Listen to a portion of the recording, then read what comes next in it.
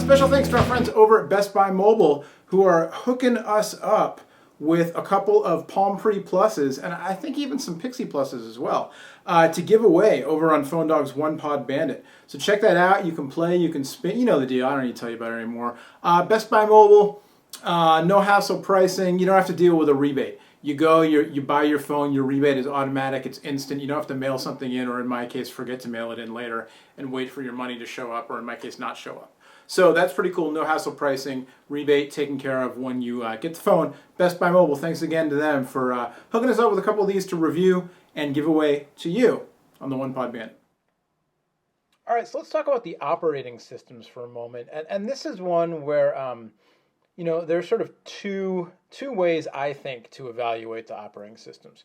In terms of which phone's operating system can just flat out do the most, I think that the Android running on Nexus 1, the Nexus 1 with Android running on it, I think it's the most capable of the operating systems. Just because, you know, you've got everything from, I mean, look at it, there's so much stuff on the screen, right? No, it's because I set it up that way. But you've got everything from the notifications bar to, you know, multiple home screens with widgets to, you know, integration with different, you know, Google services and other services to, you know, the extendability of different carriers customizing it with different, you know, home replacement screens. And then, you know, obviously the Nexus 1 doesn't have it, but the HTC phones with Sense or the Motorola phones with Blur and that kind of stuff. That's kind of getting more into Android than the Nexus 1 in particular.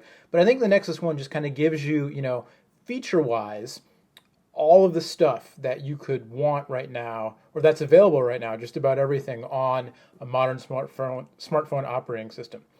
I think the iPhone is the simplest and easiest to use, and I know some people might be arguing with me that, you know, well, Android's not hard to use, but I do think, I mean, the iPhone is just dead simple. You hit a button and something opens, and when you're done, you press the home button and it goes back. And that's it. Love it or hate it, take it or leave it. That's how it works, unless you jailbreak it and whatever. We're not talking about that right now. And you just, it's a grid of icons and you add more as you get more apps, and there you go. A few minor exceptions to that, like if you're running the iPod in the background, or you can program the home button, you know, double taps to do different things, whatever. Dead simple. And very smooth, and, you know, people really take to it because it's so easy to figure out, and it was the first one to introduce all of the swiping and pinching and zooming and all that kind of stuff.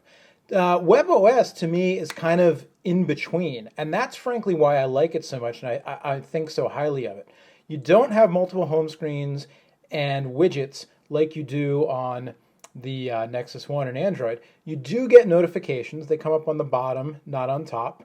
And then you do have, you know, the ability to multitask with the card system, which I just think is just really clever and really elegant.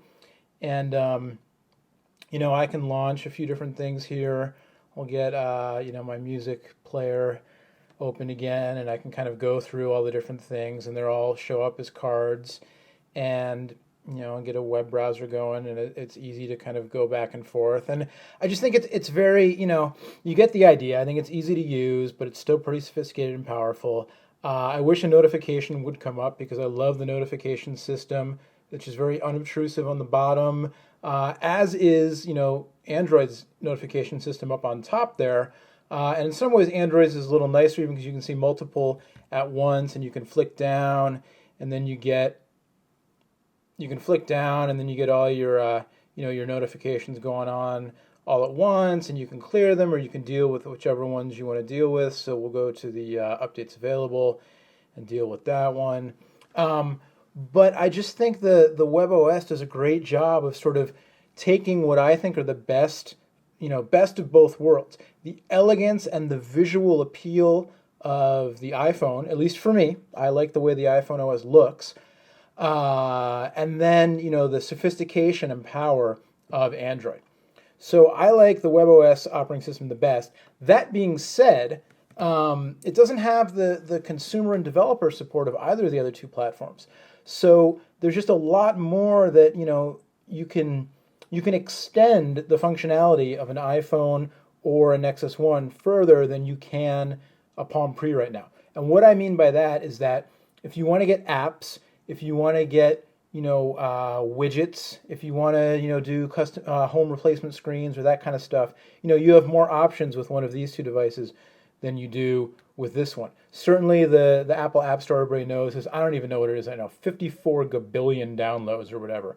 And yeah, a lot of them, or some of them, or a chunk of them, are junk. But also, there are a lot of quality apps in there, and there's a really wide selection.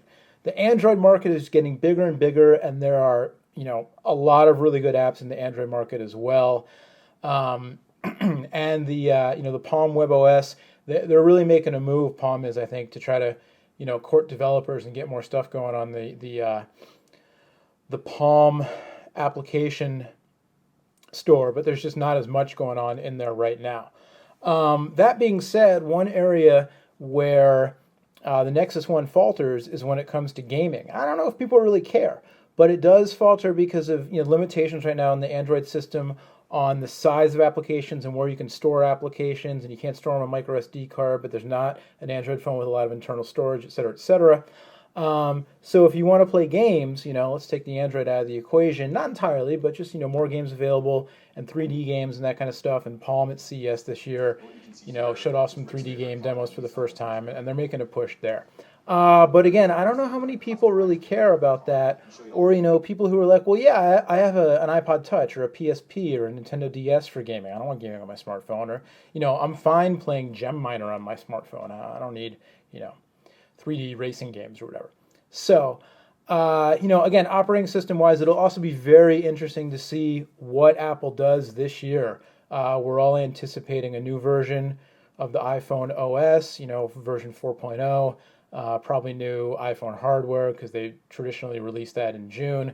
And it'll be very interesting to see if they need to step up to the times and, have a better system for notification, a better system for multitasking and that kind of stuff. So for now, again, I think webOS is my favorite of the operating systems, but I don't know that it's enough to get me to carry a webOS device around, just because I do like, things like the extendability of all the different apps that are available and that kind of stuff.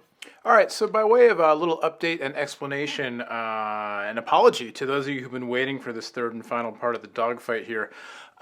Just as I was editing it, getting ready to put it up and everything, got word that the Palm webOS 1.4 update was hitting, and actually that's kind of my fault. I knew it was coming, but just in the midst of doing the video, I lost track of what day of the month it is. I lose track of what day of the month it is anyway, believe me. And so all of a sudden it was like, oh, this is almost done, but the update's coming out.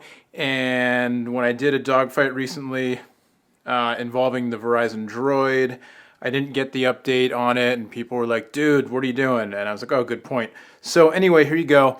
Palm webOS 1.4.0. Now, it actually took me an extra day to get the update. I downloaded it and set it to unpack and install and everything on its own, and left it to do its thing, and then came back and it hadn't finished.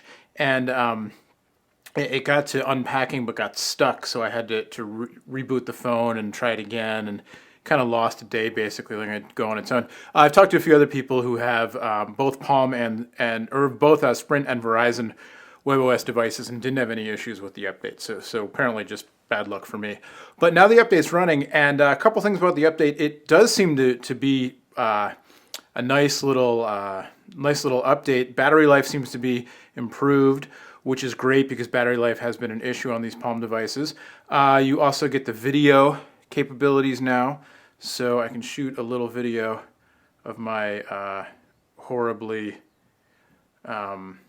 messy workspace, my little armband I need to review, and my very bright video light, and the view out the window, and the Nexus 1, and whatever, and I can hit stop, and now I can go in and edit and share the video.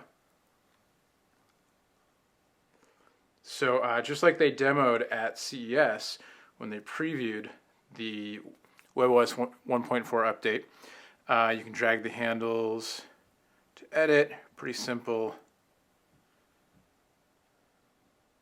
Hit the checkbox, it'll trim it for you. And then I just wanted to do this because I wanted to show the sharing capabilities. so you can share via YouTube and Facebook right away, and then email and MMS, which is nice. A little bit nicer than the iPhone system, which doesn't have the auto YouTube, Facebook sharing. So there you go. And otherwise, overall performance also seems to be improved. Launching of apps and that kind of thing, just kind of generally quicker. Also some updates to the messaging system where you can call people directly from within a message and that kind of thing.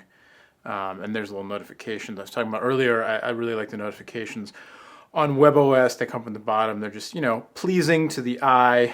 You can check your notification details without losing the main window, and then you can either tap to launch or just swipe away. So there you go. Quick little look at webOS 1.4.0. It's available now for all Palm devices, the Pre Plus and Pixie Plus on Verizon, like what I'm using right here, and then also the Pre and Pixie on Sprint in the US. There you go. It's a free over-the-air update. All right, so like I said at the top, it's impossible to pick one definitive winner here for everybody.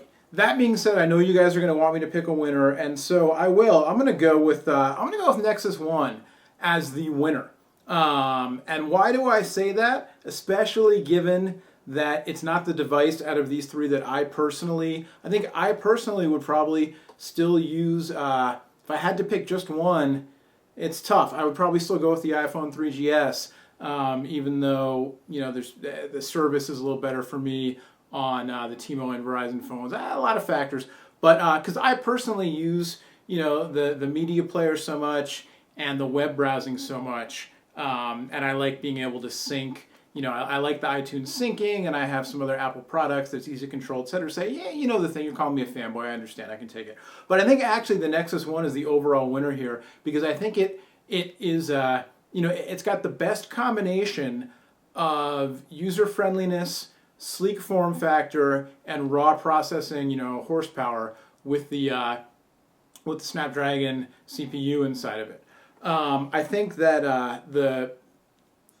the Pixie Plus, the operating system itself, like I said, is just absolutely killer. I love webOS. It's the only one with a hard keyboard. The hard keyboard's much better, I think, than the original Pixie. But the slider form factor isn't for everybody.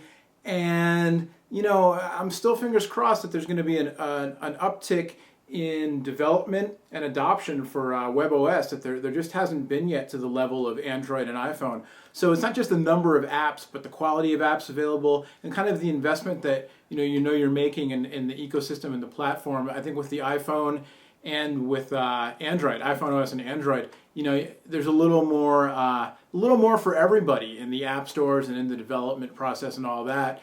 Let alone if you get into all the hacking and modding and stuff you can do with Android. That being said, though, just the OS itself, I think webOS is the best combination of user-friendliness, elegance, and then all your notifications and all that stuff. And then iPhone, of course, like I said, for me, it's the media player, the ecosystem of syncing with iTunes, using the remote app to control music, in my house in particular, that kind of stuff. And then just, the whole ecosystem of accessories and all that kind of thing, which I'm not saying that makes it a good phone, but I'm saying that's something that appeals to a lot of people, let alone the dead simplicity of, the modal interface, if you will, the one thing at a time interface, which, for a lot of people, they're kind of like, well, that's terrible. It's not nearly as good as the notifications and multitasking on the other devices. But then for a lot of people, the simplicity makes it very easy to use and less confusing, and that's big for a lot of people. So there you go. Again, there's no one winner for everybody, but my winner for this dogfight has got to be the Nexus One, just because of the combination of everything it brings to the table, and it's so nice in the hand. The screen's so nice and big. It's great, but I think they're all top-notch devices. It's really hard to go wrong with any one of them, I think. You're probably out there just typing your comment right now like, dude, you're an idiot. Nokia all the way, Acer all the way, Toshiba TG02 all the way. Fair enough, that's why, that's why something. I don't know, that's why there's free speech. Anyway, there you go. Thanks for tuning in. Much more on all these phones over at phonedog.com. And if you're into iPhone, check out today'siphone.com. If you're into Android, check out droiddog.com. There you go. You can follow me on Twitter. Until next time, I'm Noah from PhoneDog.com. Thank you so much for watching. We will see you later.